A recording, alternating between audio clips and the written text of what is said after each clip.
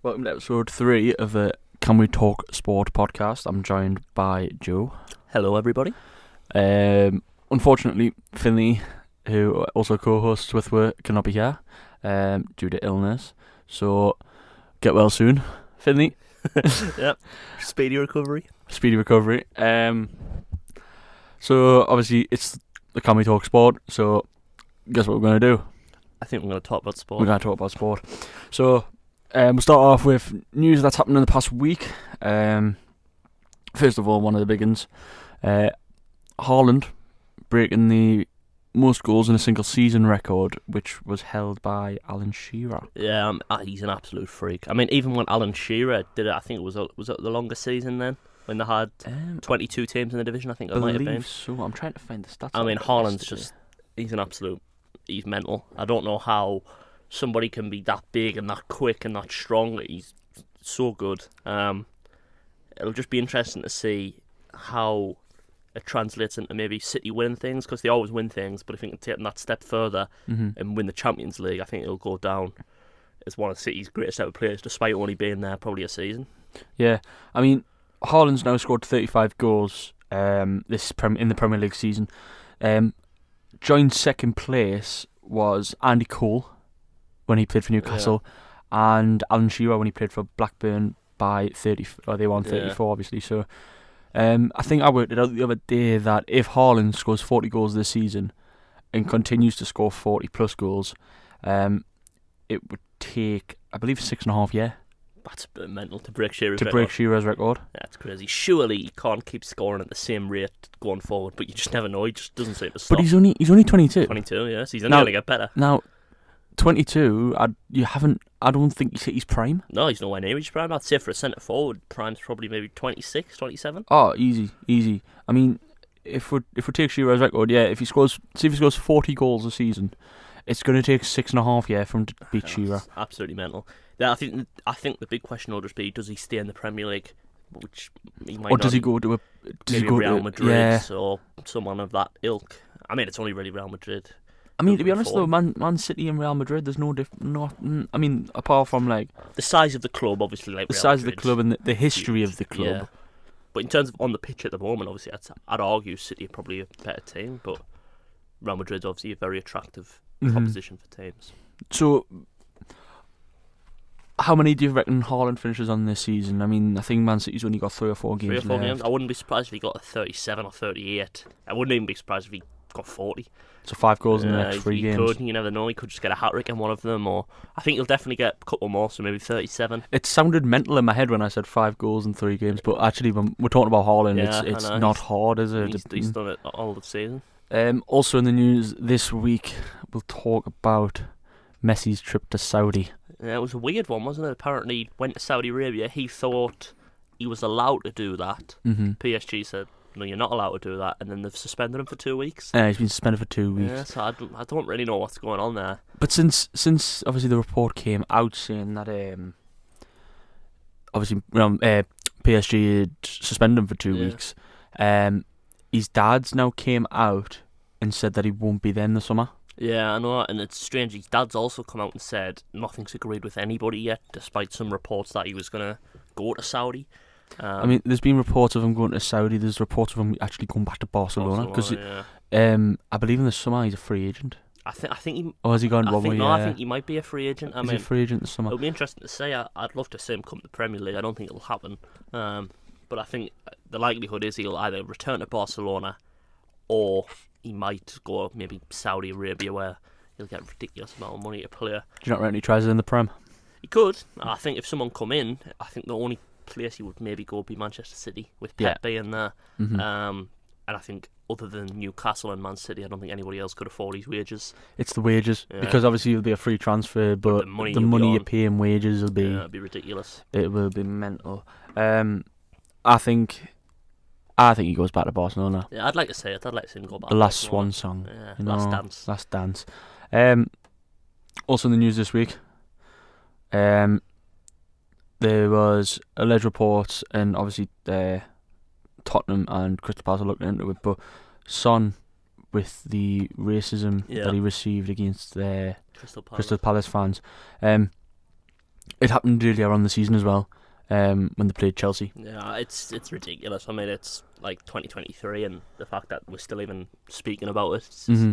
ridiculous. I mean, he's been in the Premier League for what, 8 years or something now, and the fact that Oh yeah, we've seen it throughout the time he's been here, it's ridiculous, really. but he's not the only player that's obviously No, received definitely them. not. So, Yeah. so for you, what do you think needs to change? Obviously, I know you can't control the fans per se.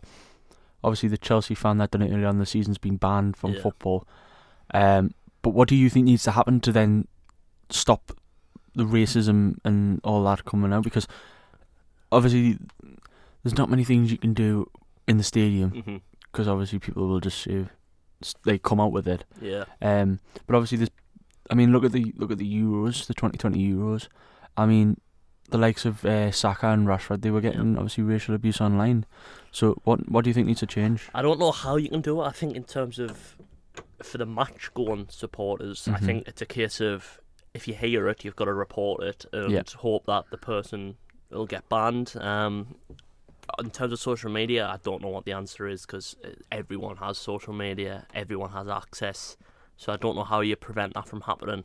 I think as well though, it's just crazy that we're at a point where it's a problem. I mean, we've got so many foreign players and black players and Asian players in the Premier League and in English football. I can't like believe that it's still an issue with people. Yeah. It's crazy, really.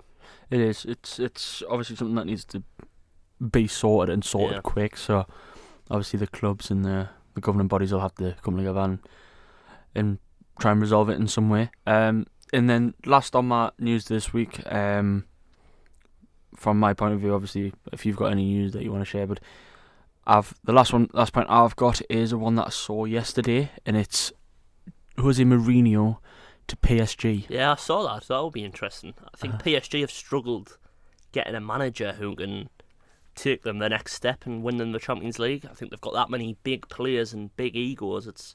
They found it hard. But if anyone can manage big egos, it would be Jose Mourinho. So maybe it could be a match made in heaven. I don't know. He struggled at Tottenham, but so have a lot of people struggled at Tottenham. I mean, Tottenham struggled anyway. Yeah. haven't Even at Man United, he wasn't his usual self, but he still did a half decent job. So it'll be interesting to see how much he's got left in the tank because I think the Roma supporters quite like him. they do. Yeah. Obviously, So it'll love him a bit, be really interesting. I think I'd like to see that actually, like him there, one last sort of really big job for him. Be interesting. But how far can Mourinho go? Because obviously he's had great spells at the likes of obviously the time of Porto, the time of Chelsea, Inter Milan, Inter Milan. You know. Yeah. Real Madrid. Aye. So, like, if he goes to PSG, then how long do you reckon he goes on for coaching the big names? I don't know. It just depends how much hunger he's still got in him. Because you look at, for example, Roy Hodgson. He's 78 years old and he's still got the fire in his belly to want to manage in the Premier League. Same with Neil Warnock. It's crazy. It's obviously just something that they really want to do. So it'll all come down to Mourinho, really. Because I think as long as he's available, there'll be clubs that want him. Oh, 100%. As long as he's putting himself 100%. on the market for clubs. 100%. So that's my news. Is there anything you want to? Not really. I think it was just a bit of a crazy weekend in the Championship. Well, this is what I was going to get on Yeah. to now. Let's talk about obviously our respective clubs. Obviously, Joe, this is a very weird one because normally we have Finley, who's a Villa fan, so Yeah. he's a bit of a.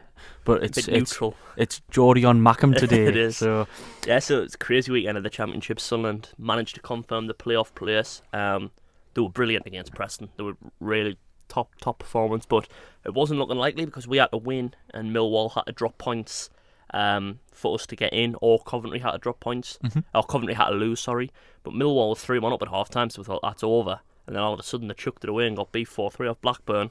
And because we won, it means we finished 6th and we're into the playoffs to play Luton. So and crazy. Luton on Saturday, innit?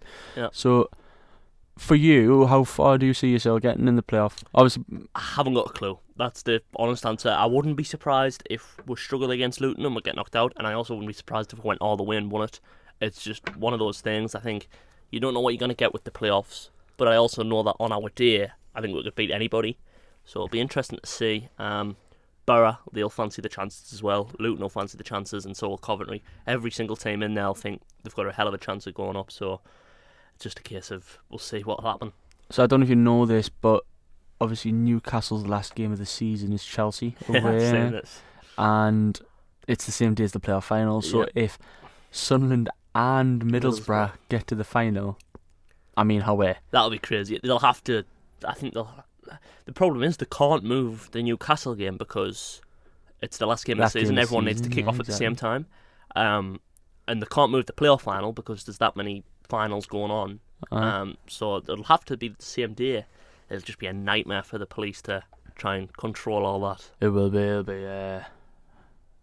It'll be fun for them. Let's just say. Yeah, it'll be very lively. But it's the transport as well, Oh, yeah, because definitely. obviously you'll have trains going to London. So how many trains do you have to take down I to know. London to try and keep them away? It'll You be know, crazy, I know. and especially with all like the rail strikes that's been happening over the past year, and it's going to be a fun one that weekend. Yeah, I very reckon. interesting. Very, very interesting. It's going to be a fun one. Obviously, after the weekend I had, 2-0 defeat against Arsenal.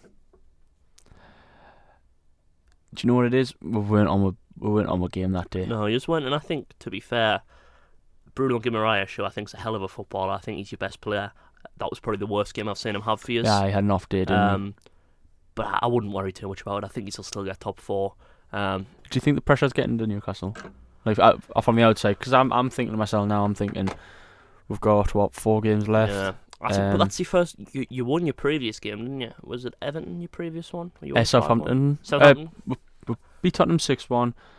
I think it was 4. You beat 4-1 against Everton, yeah. and 3-1 against Southampton. So you'd won 3 on the spin. I think it was just on the day you came up against a better team. I think that's the top and bottom of it. I wouldn't be surprised if you still get top 4, and I would expect it, to be honest with you. Liverpool have put together some good results, but he's still catching up. Like that's he's a heavy favourite. I think to do it still. Yeah, I think I was looking today. I think we were 1-20 in the bookies to get. I mean, top you've 4. got a game in hand on Liverpool as well. And a haven't game you? in hand. Yeah. I mean, looking at our next run as well. Obviously we've got Leeds on Saturday, and then we've got Brighton midweek. Tough game. I think we've got Leicester And then Chelsea. and then Chelsea. I mean, they're all quite tough games because obviously Leeds fighting for their lives, new manager coming in. Brighton, very good team, although they got battered off Everton, unbelievably. Leicester, again, fighting for their lives. And Chelsea, if Chelsea turn up, they'll obviously we know we've got some good players, but I just think you'll do enough to get over the line, I'd imagine, anyway. But do you know what it is? I think this season has just shown how varied the Premier League can be. Oh, definitely. I mean, obviously you've got Man City at the top, and beginning of the season you'd look and you go, yeah, I'd expect that. Mm-hmm. Looking at the squad depth that they've got and the amount of talent they've got in there. Yeah.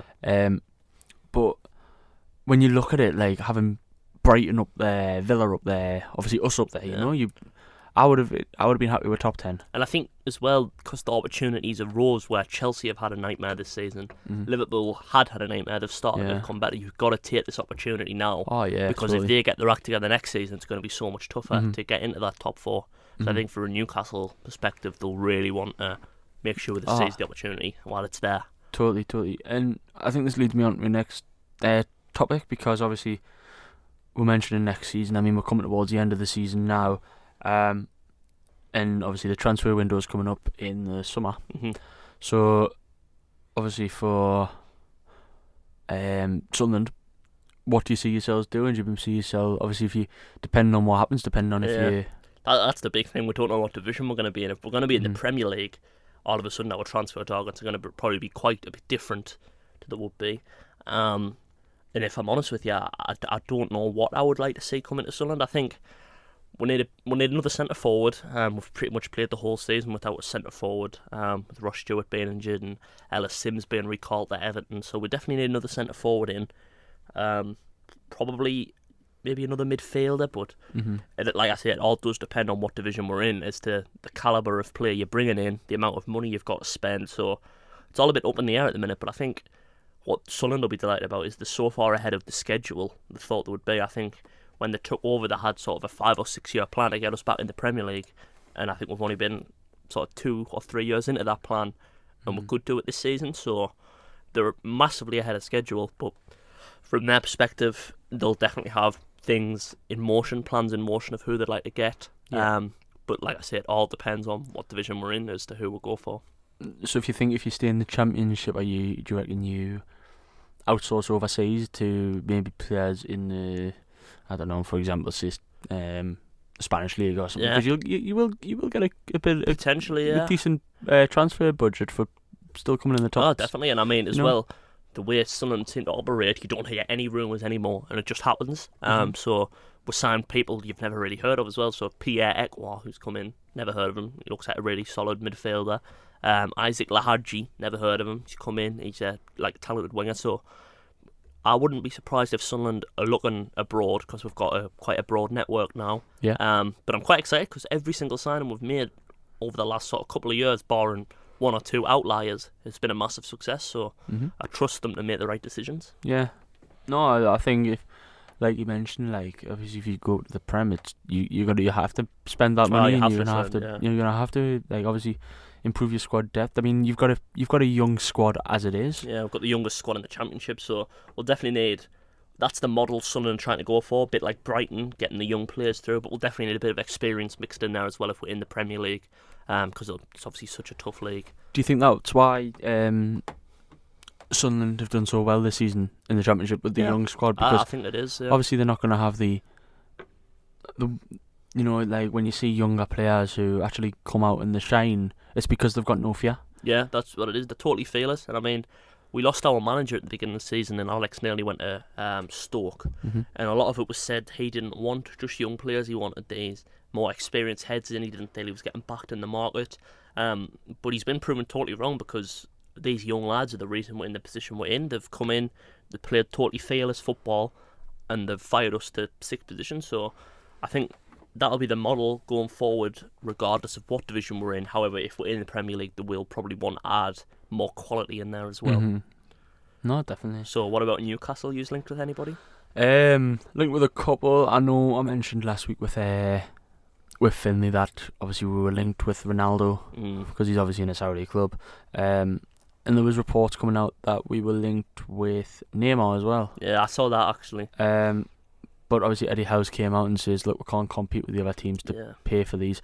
And I totally understand where he's coming from. And as I mentioned to Finley last week, I says, yes, if you bring these players in, they are going to sell shirts. Yeah. And that's probably, that might pay for a bit of their wages, but you've got to think, like, long term. Like, I think definitely. They're at that point now where I think, how old is Ronaldo? 30 years or something. 30 years. I think definitely Ronaldo. I think other than the commercial side of it, there's no benefits to signing Cristiano Ronaldo.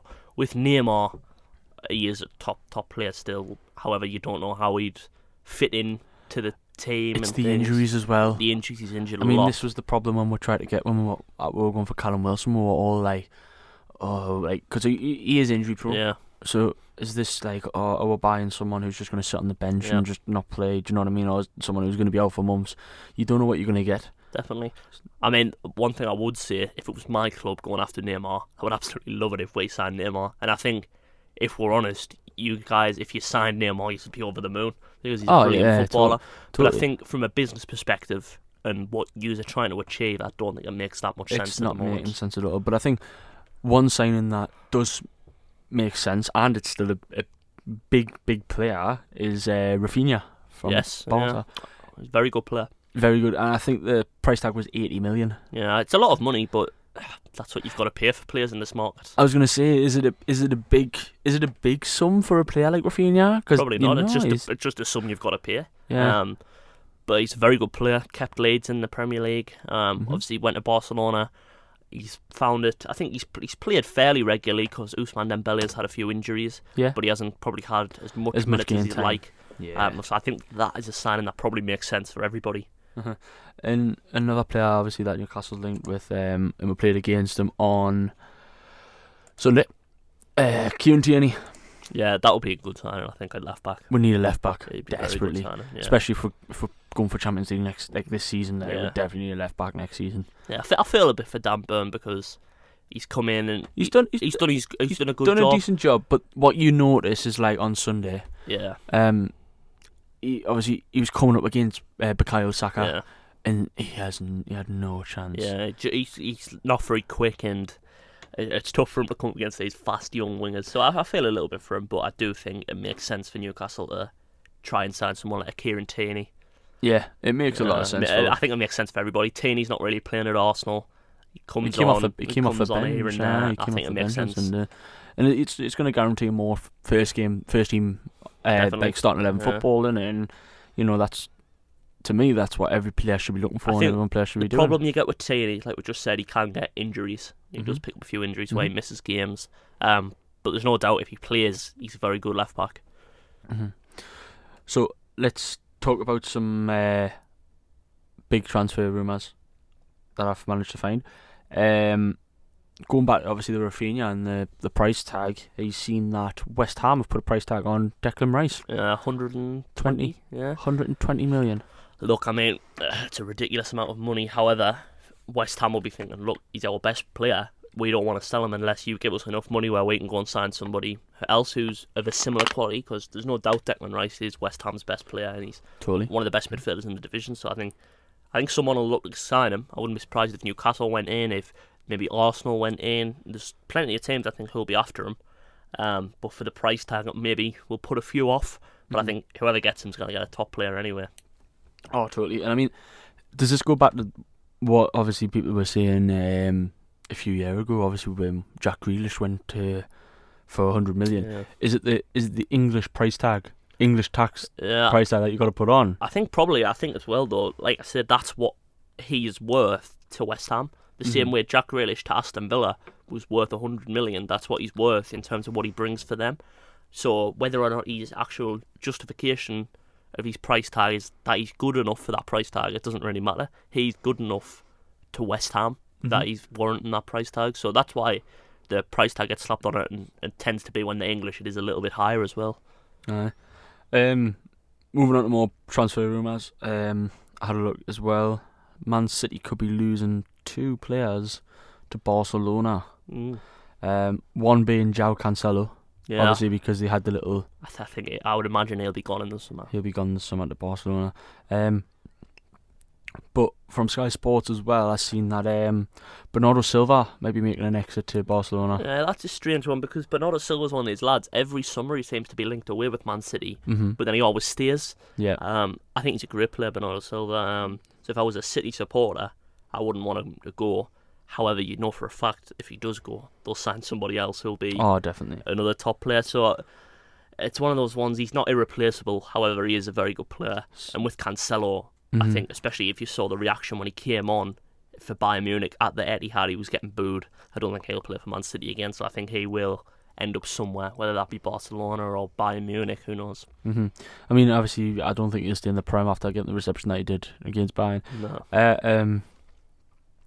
But for Man City possibly losing these 2 players, does that mean that they go out and spend bigger money on a bigger player, like what they did with Haaland? Obviously, bringing Haaland in. I mean, do they bring another Haaland in, or do they? You just don't know what you're going to get with Man City. Sometimes they'll splash money on big players, but often what you find is a player they've already got there will step up with a player. So you look at Jack Grealish this season, he's miles more effective than he was last season. Yeah. I think it takes a little bit of time to get used to Pep and his philosophies. Yeah. So I wouldn't be surprised if the likes of next season we'll see Calvin Phillips start to play more for Man City and get up to speed. So if they do sign somebody, it might not be an instant success, but I don't think they'll be worried at all because they know that once they settle in, they'll probably be getting a top player. Yeah, and I mean, obviously, we'll move on to the next one, but it also involves Man City as well, and this is what we're talking about, like bringing a big player in. Jude Bellingham has been linked with Real Madrid last week, but he's also been linked with Man City. Now, for you, which is the right move for Bellingham at this time? Obviously, he's playing for Dortmund. He's in the England squad. Yeah. But which do you think would best suit him? I think they're both brilliant options. I think if I was Bellingham, maybe it depends how he feels. If he feels he'd like to come back to England, because obviously he's an English lad, he might want to live back close to home. Then Man City makes a lot of sense. Or he could think, if I go to Real Madrid, I'm going to win all these trophies. And play for probably the biggest team in the world. So it's just what he wants, really. Either way, he's going to a fantastic team. I think Man City are probably slightly the better team.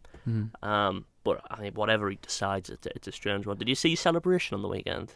Bellingham, he scored, and someone lip read him, and it looked like he said, "F all the talk, I'm staying." on his celebration for Dortmund. So, Ah, however well, much you can read into that, I don't know, because Fabrizio Romano was reporting that he's probably going to go to Real Madrid. So, yeah, I mean, obviously Sky Sports put on last week as well that he was linked to a move so away. strange one. But for me, it doesn't, like you say, it doesn't matter what club you go to.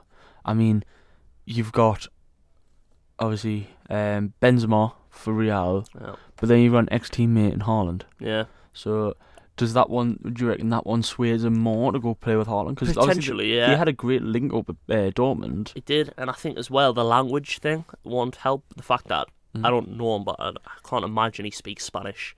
No. So it'll be tough for him to go over to Spain when he's.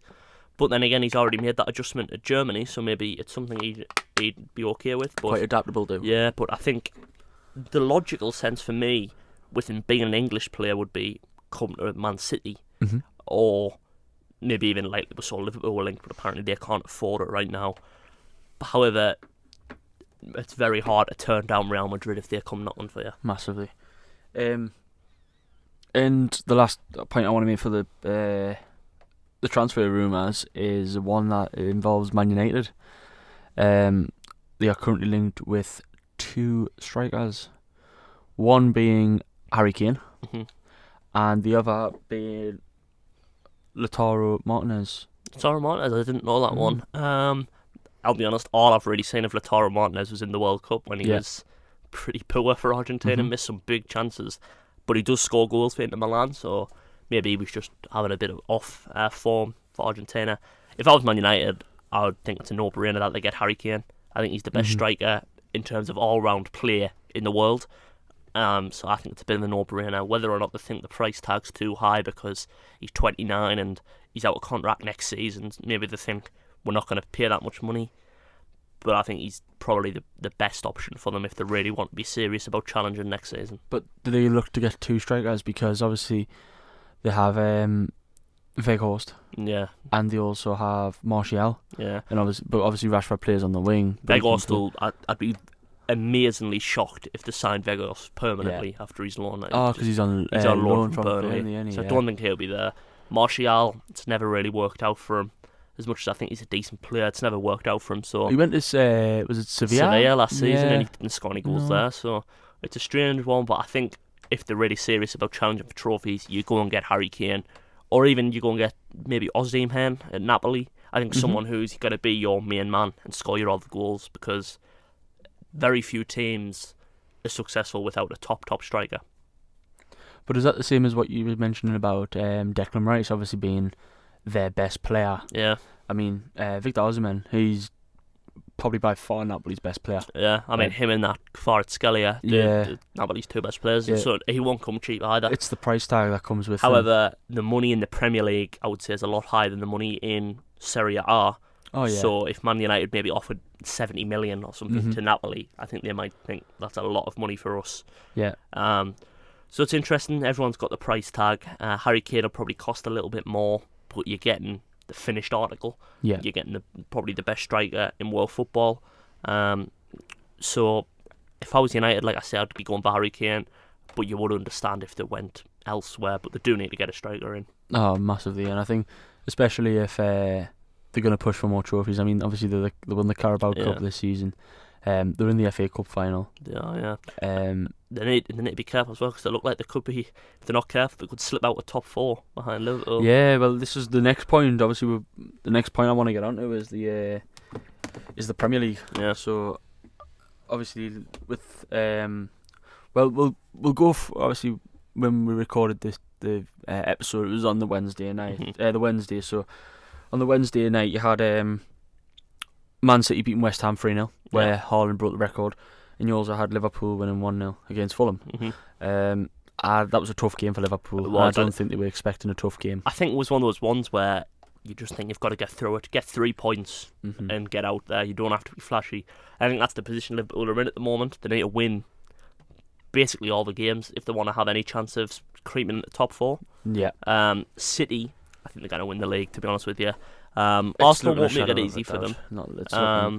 But I think City are going to win the league. So, pretty 2 results you'd probably expect, but like I said, was tough for Liverpool. Yeah, they had a tough one, and I mean, talking about games you expect, let's talk about one that you didn't expect on last Thursday. Brighton beating Man United 1-0. Yeah. I mean, that is just, it done us a massive favour, and I mean, it didn't help being in the last minute. Mhm. I think was it Luke Shaw give away the penalty with the handball, Yeah. and obviously McAllister stepped up in the 99th minute or something and obviously scored the pen. But like again, like when we talked about Liverpool, they weren't expecting an easy. They were probably expecting a bit of an easier game than what they got. But do you think Man United win the same boat? I mean, Brighton's pushing up there. Yeah, potentially. So. I think they knew it was always going to be difficult at Brighton. And they missed some chances, Man United, as well. I think in the first half, Anthony put one wide from just on the edge of the box. Rashford had a couple. Martial had a couple. And then the game itself was a decent game, considering it was 0-0 all that time. And then when it got the penalty, obviously it was actually a free kick beforehand, which was very, very soft, given against Luke Shaw, which led to the corner, which Luke Shaw handballed and got the penalty. So United need to be very, very careful, because Liverpool are hot on the heels now. And all of a sudden they've went from a position where top four looked absolutely certain to now being in where they've got to be really sort of wary. Yeah. So I think they'll be hoping they can put it right on the weekend. I'm not sure who they're playing, and they'll be hoping they can get 3 points there. Let's just have a look. Man United are playing this weekend against Wolves. Wolves, is it at Old Trafford? At Old Trafford. You would fancy them to play Wolves at Old Trafford. You would. But saying that, I mean, got beat off West Ham away. And West Ham, I'm going to get onto that in a minute, but they're not, you know, they're really struggling at the moment. They are at the minute. So let's move on. Obviously, we had Saturday, some games that you probably expect. Liverpool again finding it not so easy against Brighton. They managed to come out with a 1-0 win. Yep. Obviously Salah scored in the 13th minute. And it's one of those where you expect Liverpool to go out and be battering these teams. Yeah. And they are struggling. And I think that's just the way the Premier League is this season. You've got teams like Brentford and Brighton. They're punching so far above the weight of what you'd expect. Yeah, massively.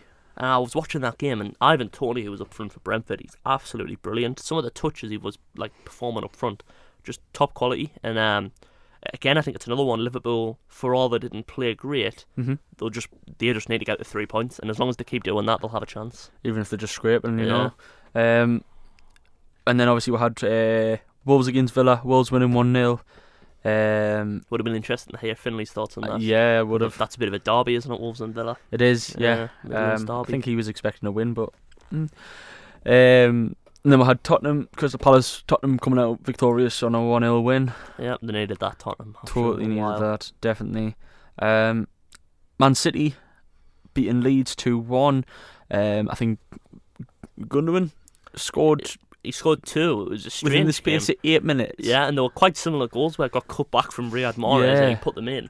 But then it was so easy for Man City. They were 2-0 up course, and they got a penalty in about the 80th minute. And Haaland, obviously, you would expect to take the penalty, give it to Gundogan, complete his hat-trick. Yeah. And Gundogan missed. Pep was furious, saying to Haaland, you have to take it. And then all of a sudden, Leeds go up the other end and score. And it makes the game really interesting from a game where City were absolutely cruising. But they did get the job done in the end. But it was interesting that they made such a game of it in the end. They did, yeah. And then to top off, obviously, the Saturday list, Bournemouth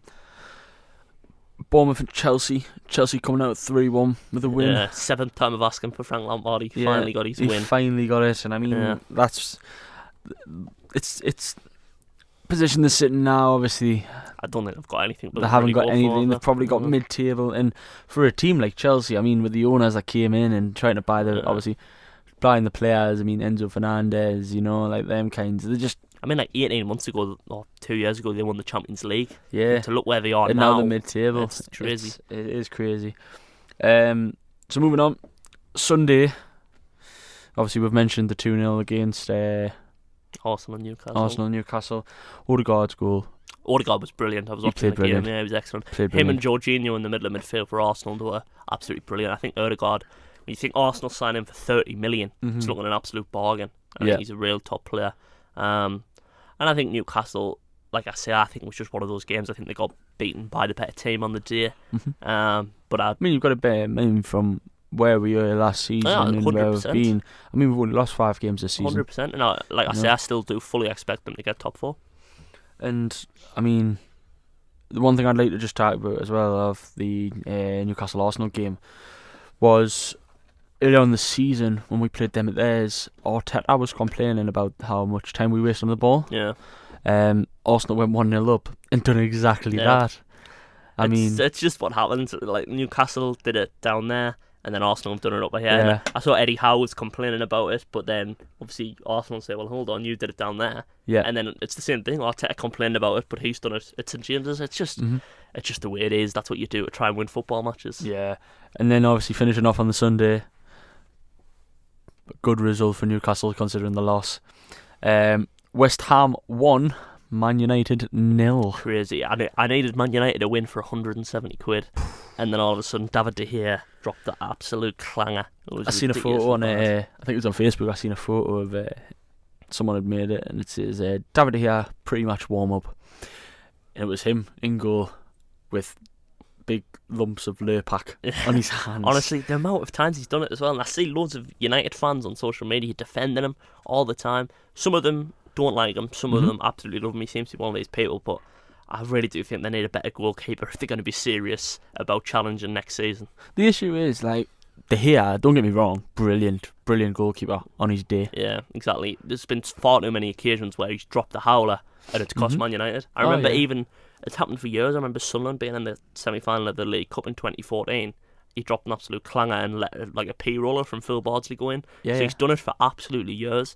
And I know all goalkeepers are going to make mistakes, but you look at the difference Alisson made when he went to Liverpool. Oh yeah, it could be that big. So I really think they need to. Is that what they need? And that's what they need to step up their game. Obviously, we mentioned the Harry Kane and I think ideally in the Martinez. summer, I don't know how much money they'll have to spend. They need a striker and they need a goalkeeper, and they probably need a few more bit depth at centre half as well. But I mean, it looks like they're going to lose Harry Maguire if he wants to keep his international career. Yeah, I mean, Maguire is an interesting one. It looks always so good for England, and then when you watch him for Man United, he looks a liability. So I think he should leave. And then we're going to Monday, so some big scoring games. Yeah, it was crazy. First off, Fulham v Leicester. That could damaging result for Leicester. That conceding 5 away at Fulham. They really are in a relegation scrap, and I think if they don't pick up soon, I do think they'll go down. I think, especially with the result we'll get onto shortly after, the two results that happened after that game, put them in a really bad spot. I mean, to ship 5 goals away at Fulham, it's not ideal at all, and I do think they could be in big trouble. I think you're right. Obviously, we've mentioned that game. The next game was also a big scoring one. And I mean, we mentioned Brighton before. Obviously, they won 1-0 against Man United, and they looked, to be honest, they seem to be looking all right. Yeah, I mean, they're a good team. It's just, I haven't got a clue what happened. And then they go up against Everton at home and lose 5-1. 5-1. Unbelievable. I mean, don't get us wrong, for Everton and Everton fans, massive result because huge. Obviously where they were sitting, they've shot out now, so good result. Did you watch the game? Yeah, I did. What do you think let Brighton down? I mean, they conceded within 30 seconds, so that put them on the back foot instantly. But they just didn't seem like their normal self, Brighton. I mean, they were so open defensively, and you look at the last couple of fixtures, they've managed to keep clean sheets, and they were just so wide open. And Everton, like, not average players, but players who aren't top players, like the likes of Dwight McNeil, were ripping them open, and it was like, what's going on here? And Dwight McNeil, to be fair to him, was brilliant on the day. And he also did his best impression of Ross Barkley. He did when he took around the goalkeeper. But it was just a crazy result. Could never see that one coming. No, and I mean, for obviously, like I said, Everton, it's massive push. For Brighton, who were up there trying to push, they could have pushed for Europe. Yeah. And do you think that's now just let them down? I don't know. I think it all depends how they react. If their next game they go and get a win, it might be forgotten about. It's just a one-off. I mean, they're 2 points behind Tottenham at the minute. Yeah. With 2 games at hand, actually. So they do have a real good chance of getting Europe. And they've got 2 games in hand over Liverpool. But the only issue is that they're sitting 7 points behind. Yeah. So It's all about how they respond. If they respond well, they can put it down to that just being a one-off and they had a total off day. If they don't respond well, maybe it'll unearth some deeper problems. Quite possibly. And then obviously the last game on for the Monday night football, we had Nottingham Forest and Southampton. I think that's it for Southampton now, isn't it? I think they're be about 8 points adrift with 3 games left. I think that's about it. There is, yes, Yeah. 8 points between Southampton and Everton. Yeah, I And think they're done for. So when you look at the bottom 3, do you think that's it? Because obviously you've got Southampton on 24 points, Leeds on 30, Leicester on 30, and then you've got Everton on 32. Yeah, I mean, it can change so quickly because before the Everton game on Monday, I was thinking Everton were one of the favourites to go down. Mhm. Now all of a sudden you're thinking they might get themselves out of it. So same with Forest. Forest is so bad away from home, but they seem to have a knack of getting good results at home. So you couldn't really call it at the minute. If I had to, though, I would say Southampton are gone, and I think the two might join them. It might be Leicester and Leeds. I think the only thing with Leeds, they've got Big Sam in. You just never know what difference that could make. You really don't. They just might have left it a bit too late, though. And I mean, it's not looking good for Everton. Obviously they got the win, brilliant. But on Sunday they come up against Man City. Yeah, I mean, So it doesn't get any easier. no, It's just it really so doesn't. difficult for them. You'd expect them to lose that game. It's not the games against Man City No. and the top teams that define your season. It's when you're playing the team in and around you. The scrappy battles that you need. exactly. Yeah. And to be fair to them, they've given themselves a good chance after that result against Brighton. Mhm. So it'll be interesting to see the run-in going into the final few games. So obviously that we're mentioning the fixtures for the weekend. Let's have a little talk. So let's just mention obviously games that are significant. So we've got Leeds and Newcastle. Obviously Newcastle away from home, which is the 12:30 kick-off on Saturday. Leeds obviously in the relegation zone. Newcastle looking for Europe. So both teams have got something to play for. Yeah. How do you see the outcome of that? It'll be an incredibly tough game, I think, for both teams. Because Leeds under Big Sam, he's had a week now in the job to work on what he wants to work on, his shape and formations. For Newcastle, it's about bouncing back from that defeat. So it's one of those ones, it could go either way. I think Newcastle will probably get a result, just being the better team. However, I wouldn't be too surprised if Leeds right up for it. And I wouldn't be surprised if they got something from it, but I would just edge it towards Newcastle. I mean, obviously, it's Newcastle, my team, so I'm obviously going to back Newcastle, but I think when we played Aston Villa and got beat 3-0, there was the response straight away in the game after. I mean, getting beat 3-0 of Aston Villa and then going to beat Tottenham 6-1. Yeah. Do you know what I mean? So maybe the Arsenal defeat has spurred them on for that more fight. Yeah, do you know what I mean? But I mean, you can't ever not go against Leeds. I mean, obviously they're in a relegation battle, so they've got to try and battle for that. Another big game, Aston Villa Tottenham. Yeah, that's it. Again, Tottenham coming off the back of a good result, Villa coming off the back of a not so good result, where previous to that they were sort of going in opposite directions. Villa seemed to be unstoppable and Tottenham were in free fall. So if Villa get the win, they'll go level on points with Tottenham. Yeah. So again, that's another one. I don't know which way that'll go. If Villa show up and they're up for it and they're fighting, I think Villa might edge it. But Tottenham have got that quality of Harry Kane and Heung-min Son when he's on his game, so they could win any game. So that'll be a tight one. Yeah. Moving on, obviously, 3:00 kick-off on Saturday. We'll have Man United against Wolves. I think Man United might win that one. I think at Old Trafford they're always better than they But are. they've got to have a response as well. Definitely, mean, two losses off the bat. It's rough, and especially when you're going for top 4, you can't afford to lose these games now. So Coming to the end of the season, I would expect a response from Man United, and I expect them probably to win. Just with it being at Old Trafford, I think that'll probably push them over the line. Yeah, and then we'll move on to Sunday. Obviously, we've got Everton, Man City. Obviously, Everton, like I say, just creeping out of that. But yeah, I think you've got to say that's going to be a Man City win. The only thing that might go against Man City is the fact that it's sandwiched between the two Real Madrid games. So maybe the mind will be a bit elsewhere. But if Man City are anywhere near the best, they should cruise past Everton. Yeah, and The 4:30 kickoff on Sunday is Arsenal and Brighton. Now, like we've just mentioned, Brighton, Yeah, it's about getting a response. it's got to get a response, hasn't it?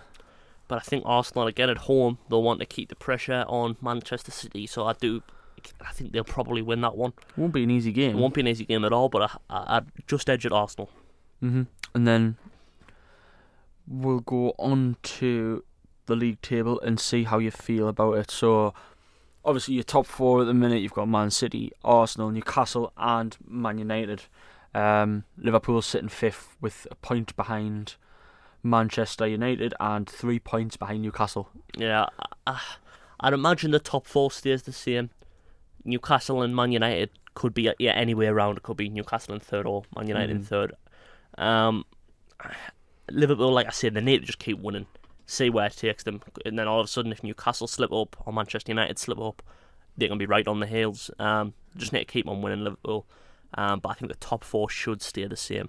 Yeah, and obviously we've already mentioned the relegation zone, Yeah. so we'll move on. Obviously next, I think there's one game we've got to talk about, and it's that one last night. Yeah, it was a great game. Man City, Real Madrid. Watch the game? I did, yeah, it was an excellent game. Just two brilliant teams. And I tell you what, 2 brilliant strikes as well. Unbelievable strikes. I mean, to be fair, I thought in the first half, about the first 30 minutes, City were absolutely dominant. Mm-hmm. They had all the balls. Real Madrid couldn't touch them. No. And then all of a sudden, Real Madrid did what Real Madrid do, and they just came out of nowhere and scored an absolute wonder goal from Vinicius Junior. Yeah. So yeah, I mean, so I think it took Man City by surprise a little bit, and then they were a bit shell shocked, I think, for a little bit. But they came out second half. The thing is, obviously, Vinny Junior had scored in, what was it, the 36th, Yeah. 36th minute. And like you say, yes, they were shell shocked, but the second half they came out and they just looked like a totally different Man City team, didn't they? They And just came out all Real guns Madrid blazing. had a bit of a spell in the second half. It lasted about 10 minutes where they were on top. Yeah. And then City got control again, and that equaliser from De Bruyne, you'll never see a truer hit ball than that. How hard he's hit that. Unbelievable. It's just rifled straight past Courtois. Yeah. And I mean, I know as a keeper myself, if you hit a good shot like that, you've got to appreciate it. Yeah, and I mean, if you watch it again, it's like Courtois barely even moved because he's hit it that hard. It's just an unbelievable strike. No keeper in the world would get anywhere near it. No. And I mean, there's one thing I want to talk about though, and it's the controversial decision between, obviously, the Kevin De Bruyne goal. Yeah. Now, Carlo Ancelotti's came out and he says, look, the ball was out. Mm-hmm. I've seen diagrams, whether they're the true source or not, Yeah. I think what debunks the argument completely though against Real Madrid is the ball probably did go out. However, shortly after that, Real Madrid got the ball back, so they had it. So that's why the goal couldn't be disallowed, because if that was the case, you could. It was sort of like advantage sort of thing. It had gone on that far. Like if that's the case, you could say there was a foul in the first half, so you can't allow that goal. So there has to be a point where you stop it. And I think the fact that Real Madrid had the ball shortly after that sort of means that nothing can be done about that. But it did. Yeah. I think it did go out with play. Yeah, and another thing I want to talk about as well, and it's sort of, when I first saw it, I thought, like, I've heard Roy Keane talk about this before, and I was like, why are you doing that? It's a big game. It was at the end of the game, the Kyle Walker reaction Yeah, to with Vinny Vinicius Jr. Jr. Now, I understand, obviously, the swapping shirts between Edison and Vinny because, obviously, Yeah. they're national players. Kyle Walker going over, when I first saw it, I was like, but looking at what I've obviously read and thinking about the game, obviously, they'd been battling for a full 90 minutes. I think that's what it was. It was a bit of like respect between the two, because Yeah. they give each other a really tough game. And I don't think it'll affect anything going forward. Next week will be the exact same. It'll be the two of them trying to get the better of each other. But it was an interesting reaction at the end of the game, the way they sort of seemed so happy with each other. But I think that's all it was, a bit of respect after a tough game. Do you see Man City getting through the final? I do. I think at the Etihad, it'll be tough for Real Madrid to hurt them as much as they did in that one instance yesterday. So I do see City going through.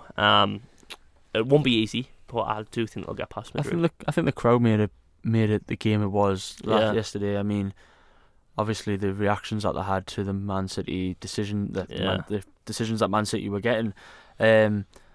I think it highly affected the game. And I think you're right. I think when they go to the Etihad, I think it's just they're gonna be going out all guns blazing. Yeah. They And I think, know to be how fair to to the play. Etihad, it gets a bit of a bad reputation for having not a good atmosphere. Mm-hmm. But when the European nights come around, they tend to actually have a pretty good atmosphere at Etihad. So Yeah. I think it'll help Man City, and I do think it'll get past Madrid. Mm-hmm. And how do you see the other semi-final going? Obviously, you've got AC Milan and Inter Milan. If I'm honest, I haven't got a clue. I haven't watched enough of either team to say one's better than the other. Yeah. I think from a spectator's point of view, it'll just be a good game to watch because two teams who hate each other At the San Siro. at the San Siro, on the Champions both League legs, Champions League semi-final. What more can you want, really? Exactly. But I couldn't tell you which way I think it's going to go because I don't really know. Mm-hmm. No, exactly. Obviously, we've mentioned the Premier League. We've talked about the Champions League. We've mentioned the games for the weekend. Did you watch the Formula One? Obviously, I know Finley's not here, who's a Formula One expert. I didn't see any of the Formula One on the weekend, no, but No. no doubt Finley would have had a lot to say about it because he's Oh yeah. big on Formula One. Well, it was Miami this weekend. Last weekend, sorry. Yeah. With Max Verstappen coming out on top, Sergio Perez obviously behind, and then Alonso coming in a third. I did see a little bit of the race. I didn't watch it all, you know, and especially coming after the Newcastle match, had a few drinks, so not that I can remember. But no, I think it's obviously it's hard to talk about when we're experts not here, yeah. F1 player is not here. So obviously we've mentioned everything that we've gone through, really, from the Premier League to transfers to obviously the Champions League. I think it's time for a little game, Joe. Let's do it. So what we've decided to play a game, and it's called Guess the Player. Basically, I'll name out the last 4 teams that a player has played for. Obviously I'll say whether it's on loan or not. Yeah. And then we Joe will have time to obviously guess who it is. If he gets right, you get a point. Yeah. You know, if Finley was here, I would be competing, but we'll just try and test your Okay. ball and knowledge. I don't know what it is. I'm hoping I do well. Okay, so first one, right? So which order is this in? Is it going to be from the club he's at now, or No, so from like 4 clubs ago? 4 clubs ago. Yeah. Right, Okay. got you. Now, this one's going to be hard because this player was on loan for a little bit. Okay. I'll tell you the parent club, and then I'll tell you the last 4 Okay. that he's played for. Okay, Yeah. so Arsenal Right. was his parent club. Right, he went on a few loans. He went to Wolves, Reading, and he now plays for Villa. Was Emi Martinez. Emi Martinez, that's the Yes. one. I'll give you an easy one to start off Yeah. with. Okay. Last 4 clubs for this player. We've got Birmingham City, Okay. West Brom, Okay. Watford, and Wrexham. Ben Foster. Ben Foster. Yeah. I'm giving you the easy ones, right? Okay. It's gonna Okay. get tough. It is. This player has only played for 3 clubs. Okay. Okay. Southampton, Blackburn, Newcastle. Alan Shearer. Alan Shearer. Yeah. I thought this would have been harder for you, mate. Honestly, I thought this would have been harder. This one's going to be an easy one for you. Manchester United, Okay. Everton, Yeah. DC United, Derby County, Wayne Rooney. Wayne Rooney. See if you can get this one, eh? Okay. This one would probably be easy. Do you know what it is? I'm looking now and I'm thinking, why have I picked these? These are so easy. But we have got a couple of managers in there to spice things up. Alright. This one, Borussia Dortmund, Okay. Chelsea, and then back to Borussia Dortmund on loan This is a player. player. Alright. Borussia Dortmund, Chelsea, but Dortmund on loan. Ooh. So he's currently at Borussia Dortmund on loan. No, he's back at Chelsea now. Oh, he's back at Chelsea now. Because I was going to say Aubameyang, but No. no. And then I was thinking Pulisic, but he hasn't gone back to Dortmund on loan. It is Pulisic. It is Pulisic. It is Did he go? Pulisic. Oh, because they signed him and They then. signed him and then he went back on. Got He ya. went on loan for 9 games or Got ya. whatever. Next one. I'll give you the last 3. Okay. Okay, make it a little bit easier for you. AC Milan, PSG, Chelsea. Milan, PSG, Chelsea. Thiago Silva. Thiago Silva. Right. this player. Okay, remember, there can be any player, so it could be from Right. previous, right? Ajax, Inter Milan, Arsenal. Ajax, Inter Milan, Arsenal. Not a current player, I would imagine, by what you said previous. Ajax, Inter Milan, Arsenal. Dennis Bergkamp? Dennis Bergkamp, it is. I heard a massive sigh of relief. No. I was Right. just thinking of Dutch players who played for Arsenal. Right, I've got 4 more for you. Okay. Okay. Now, the last 4, obviously ex-players in the previous careers, but what I'll mention is I'll mention the last 4, last 4 or 2 for one of them Yeah. of the managerial career. Okay. So first one is Porto, Barcelona, PSV, Newcastle United. This is a manager. A manager. Ruud Gullit. No. Porto, Barcelona. Porto, Barcelona, PSV, and Newcastle. Bobby Robson. Bobby Robson. Bobby Robson.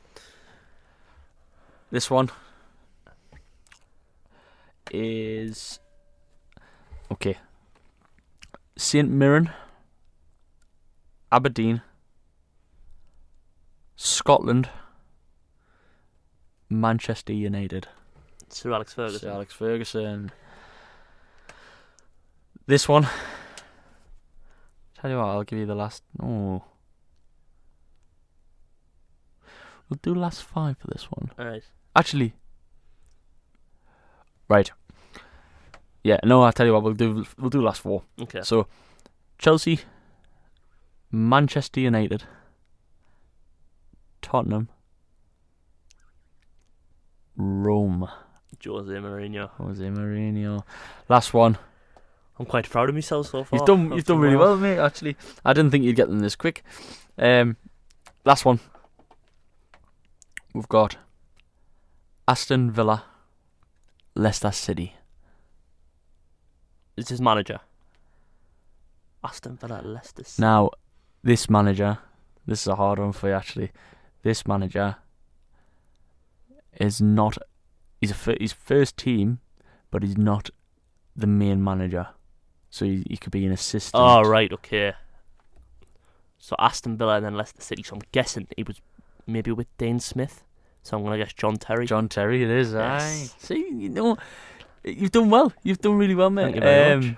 11 out of 11. Oh, yes. You know, Beat that Finley. Beat that Finley. I'll do it next time when he comes Yeah. in. I'll make it harder, though. I'll make it harder for him. Yeah, give him impossible ones. So, is there anything else you want to discuss? I mean, obviously, we've went through some big news this week. We've mentioned, obviously, the Premier League, Champions League, transfer rumours. One thing I want to mention, actually, which came out this morning, and I don't know if you'd seen this. Sergio Busquets Yes, I did actually leaving Barcelona after 18 years at the club. Yeah, I mean, he's been an absolute legend for them, hasn't he? It'll be interesting to see if he's hanging up his boots or if he's going to play somewhere else. I wouldn't be surprised if he ends up going like somewhere like Saudi Arabia. Mm-hmm. But I would love to see him have another big club, another go, because he's been brilliant for Barcelona. He has, and I mean, and you know, it's 18 years.